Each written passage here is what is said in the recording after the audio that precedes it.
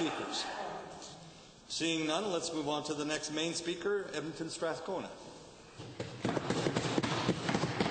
you, Mr. Speaker. I'm pleased that I may actually get a few moments to speak on this horrific piece of legislation before it is rammed through second reading as a result of the undemocratic decision of the government to bring in closure. So I want to begin by saying simply this. To those Albertans who have not yet figured out that the Premier of the province did nothing but line up promise after promise after promise after promise in the last election that she clearly had every intention to break, I hope now that all Albertans now get what they elected. They elected the Premier who has, the Minister of Health accused us of being ideological when we talked about public funding today. And let me just say that there's an ideology on that side, and that ideology by that Premier is there is no promise she has ever met that she has not broken. And this is one of them. And this is, I have to say, probably the most profound betrayal to working people in Alberta since she's been elected. So this Premier has embarked upon, in her short career, she got elected the same time I did, actually, on quite an interesting attack on human rights, one that is really quite unprecedented in this province. First, she oversaw the introduction of Bill 44, the scarring of our human rights code that makes us have a human rights code in this province, which is an embarrassment to anybody who understands the concepts of human rights. And now she's bringing in Bill 45, which is the same kind of thing.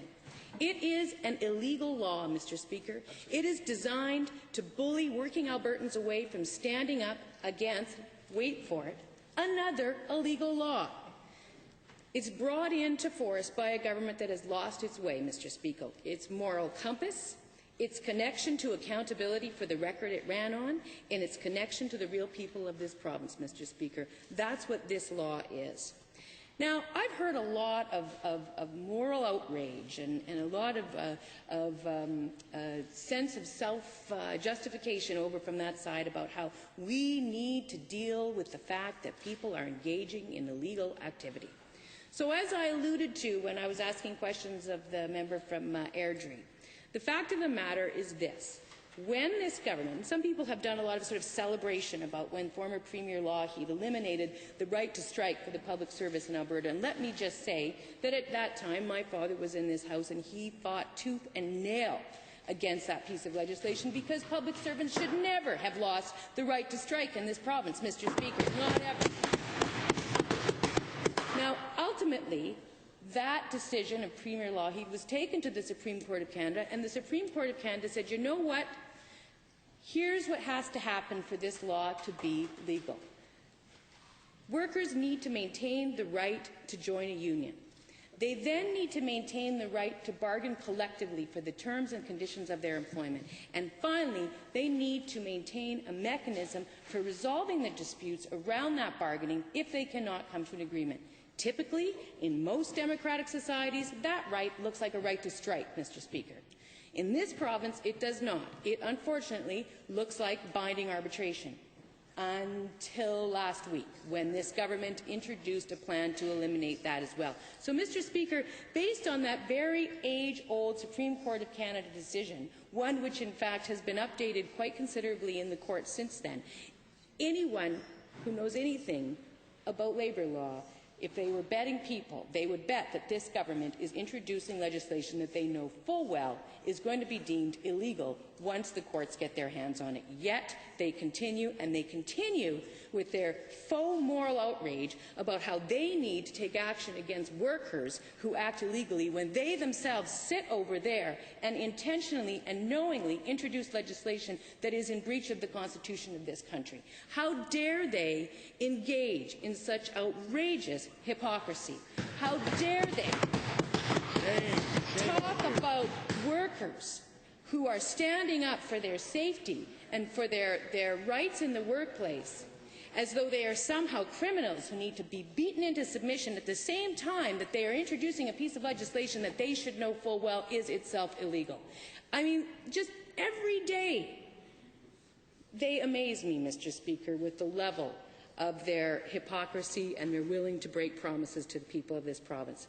So for those folks over there who are not really fully on top of the concept and the history of illegal strikes, let me just give you a little bit of background, because it's not all about a bunch of drunken vandals breaking windows at Starbucks like the folks in Vancouver after the last Stanley Cup final there. Strangely, that's not what it's all about. Here's some of the things that illegal strikes have done. They've ensured safety standards. They have ensured laws that people have the right to refuse unsafe work, that they don't have to go down into the coal mine that's about to explode. They actually get to refuse that. You know how they got to refuse that? By striking illegally, by standing up to guns that were directed at them by the government of the day, who, guess what, said, you guys are criminals, you're acting illegally. That's what illegal strikes did. They gave the right to refuse unsafe work. They gave a 6-day work week. Then they gave a 5-day work week. Illegal strikes gave us the minimum wage, Mr. Speaker. These are the things that illegal strikes have done, because you know what? Governments like this government have never been interested in bringing in laws that respect and honour the work of working people in this province or any other jurisdiction in this country. So Labour members have had to work for their rights. And that's their history. They've had to work for their rights. They've had to fight for their rights. So I am so deeply offended when a member over there tries to equate that history to a bunch of drunken vandals in Vancouver. That is outrageous, Mr. Speaker, and I would expect members from over there, when they bring in a piece of legislation like this, that is this heinous, that is this reflective of an attack on the history of the right to bargain in this country, that they should at least know their history, so they don't walk in and say things like that, because that is offensive and insulting to many, many, many working people in this province, and they should know better. All of us. Disrespectful to all of us. So, I will drop it down a notch now and try to speak a little bit more about some of the other elements of this bill which are so offensive to me, Mr. Speaker. We've talked a bit about the fines. Now, as things stand now, between the dues abatement, the liability fund, the fines for individual workers, the fines for representatives and union officials, it's safe to say that when someone goes on strike, or when a union goes on strike, they could easily, and it could be much bigger than this, but they could easily attract a fine of $2.5 million a day. And that fine would carry on for every day that the strike went on. Now, interestingly, folks, I just want to throw it out there. If through their negligence, whether intentional or not, an employer allows a workplace situation to continue such that a worker dies, you know what they can be fined? $500,000. And let's just be clear, it's not $500,000 for every day that that family has to deal with the fact that their loved one is dead. Just one day. Just one day. That death is over at the end of that day. But that strike, it's not over. We are going to continue finding them into the Stone Age, day after day after day. Does that sound like balance, Mr. Speaker? Does that sound like a government that understands or cares about balance in this province? Interestingly, I noted, as much as we are bringing in through Bill 45 the ability to fine unions $3 million or more a day for an illegal strike, the corresponding action, the illegal lockout, continues to be subject to, get this, a $10,000 maximum fine. Oh. So, you know, I will tell you, you could go to the Harvard School of Business. You could go to one of the most business-friendly schools of business, and they will tell you that effective labor relations relies on balance. Balance. And can I tell you, $10,000 versus $3 million a day? It's not so much with the balance, Mr. Speaker. We're kind of losing sight of the balance. We're so wrapped up in the desire to bully and punish and control and beat opposition in this province through fining them into the Stone Age, through pulling back their resources, through limiting their freedom of expression. They are so interested in that, they've completely forgotten that there's apparently no need to hold themselves to any kind of similar standard. So it just goes, I think, to outline the fact that is this. This government alleges that they are doing this in order to protect the public interest. Well, Mr. Speaker, this is not about the public interest. A month ago, we had a company dump 1 billion litres of poison into the Athabasca River. Just today, I went and I listened to a bunch of scientists talk about the incredible devastation that is bringing upon our environment, the generational destruction that is occurring to the habitat along the Athabasca River, the profound impact that this is going to have on our First Nations living all the way downstream. And yet, Mr. Speaker, no fine, no charges, nothing. And interestingly, the organization that would be responsible for that, the Alberta Energy Regulator, these guys actually went out of their way to bring in legislation that removed protection of the public interest from their mandate. So they're really concerned about protecting the public interest of Albertan when it comes to beating up on workers. But when it comes to protecting us, our air, our land, our water, from toxics and toxins being dumped into like the Athabasca River and permanently undermining the health of that important waterway, well, not only are they not going to levy any fines, but they're actually going to change the legislation so they're not held accountable for their failure to, wait for it, represent the public interest, Mr. Speaker.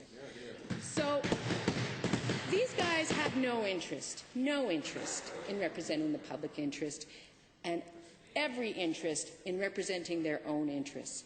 And that is profoundly clear through the way they have moved forward with this piece of legislation. You know, I just want to talk ever so briefly about the fact that we are going to be given such a limited opportunity to speak. Do you have the motions? No? Such limited opportunity to speak today in this legislature, Mr. Speaker. Can you find that freedom of speech, right? Yeah. Thank you. That would be good. It is outrageous that we are not all going to get a chance to speak on this bill, because the amount of frustration you're hearing in my voice is shared by many people. And I want you to know, Mr. Speaker, that just the fact that it's in the standing orders does not make it right. Typically, the standing orders have to be read and used in the context of the overarching parliamentary precedent. And I just want you to know, Mr. Speaker, and I know this is no longer an issue because the acting speaker ruled against this, but you need to know this. Freedom of speech is both the least questioned and the most fundamental right of the members of Parliament on the floor of the House and in committee. It is the most fundamental right, and by bringing in closure after 2 speakers have spoken on a bill, this government may well be acting in accordance with the rules that they rammed down the throat of this Assembly, but they are not, by any means, acting in accordance with the historical and democratic tradition of this province or this country. There is no need for this, Mr. Speaker. Just in 6 months, this government brought in an extra $1 billion in revenue. There is absolutely no need for what they are doing here tonight. And the really sad thing of it is, Mr. Speaker, I think the reason we're here, I think the reason that all these workers are being victimized and our human rights are being undermined and our freedom of expression is being attacked is for the most cynical of reasons, Mr. Speaker. I think these guys want to pretend and make themselves look like the wild rose because they're kind of scared they're going to win the next election. I actually think that this horrible piece of legislation is a profoundly cynical political game that they're playing. And it's really unfortunate, Mr. Speaker, because they're doing it at the expense of some of the most deeply held, fundamental, important rights, which are the foundation of our civic, democratic society.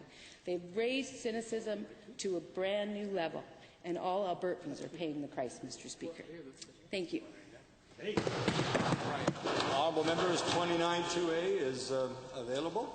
The Honourable Member Calgary-McKay-Knowles Hill. Thank you very much, Mr. Speaker. I'd like to ask the Honourable Member for Edmonton Strathcona. She seemed to be defending the right for an illegal strike in certain circumstances. I wonder if she's advocating for future illegal strikes. And furthermore, when the AUPE was found by the Associate Chief Justice to be in contempt of court, and he specifically noted that the union leaders were sarcastic and mocking in their comments about the court order.